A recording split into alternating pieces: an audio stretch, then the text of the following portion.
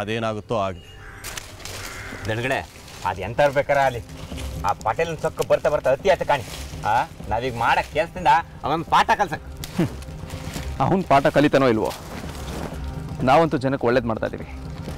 ಓಯ್ ಆದರೂ ನಾವು ಹೋಗ್ಬೇಕಾರೆ ಸಮ ಕಂಡ್ಕೊಂಡು ಹೋಗ್ಬೇಕು. ಆ ಜನ ಸರಿ ಇಲ್ಲ ಮಾರ್ಯ, ಎಂಥದ್ರ ರಗಳೆ ಆದರೆ ಎಂತ ಮಾಡೋದು? ರಮೇಶಣ್ಣ ಎಂತ ರಗಳೆ ಬೇಕಾರ ಅಲ್ಲಿ, ನಾ ಅಂತೂ ಮನೆಗೆ ಮಾರಿ ಊರಿಗೆ ಉಪಕಾರಿ, ಹಿಂಗಾರು ಉಪಕಾರ ಇಲ್ಲಿ ಅಂತ. ನೋಡಿ, ನಾವು ಹೋದವರೆಲ್ಲರೂ ಹುಷಾರಾಗಿ ವಾಪಸ್ ಬರಬೇಕು.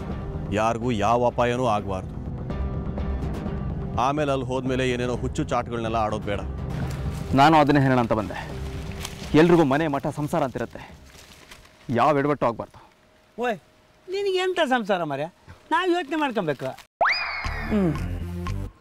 ನಮ್ಮ ಸಂಸಾರದ ಕತೆ ನಿಮಗೇನು ಹೇಳೋದು ಬಿಡಿ, ಅವರಿಂದಾಗೆ ಇದೆಲ್ಲ ನಡೀತಿರೋದೀಗ. ಸುಮ್ಮನೆ ಎಂತ ಯೋಚನೆ ಮಾಡೋಣ ಮರ್ಯ, ಎಲ್ಲ ಒಳ್ಳೇದತ್ತ ಕಾಣು. ಪಚ್ಚಿ, ಭುವನ್, ನೀವು ಈ ಸೂಡಿ ಕಟ್ಟೋದ್ರ ಜೊತೆಗೆ ಒಂದಷ್ಟು ದೊಣ್ಣೆಗಳು, ಕತ್ತಿಗಳು ಎಲ್ಲ ರೆಡಿ ಮಾಡ್ಕೊಳ್ಳಿ. ರಮೇಶ, ಬಾರೋದಿನಿ, ಸ್ವಲ್ಪ ಕೆಲಸ ಇದೆ.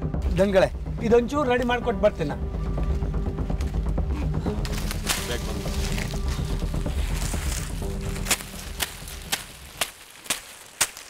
ಏ ಬೋನಾ, ನಿನಗೆ ನಾ ಥ್ಯಾಂಕ್ಸ್ ಹೇಳೋಕೆ ಮರ್ಯ.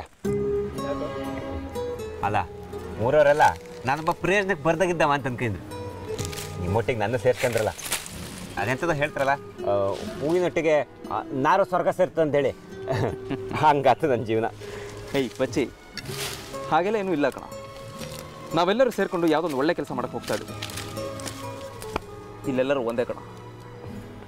ಓಯ್ ಅರ್ಥ ಆತ ಬೋನೆ ಅಂತ ಹೇಳ್ದೆ ಅಂತ ಕೆಲಸ ಮಾಡೆ.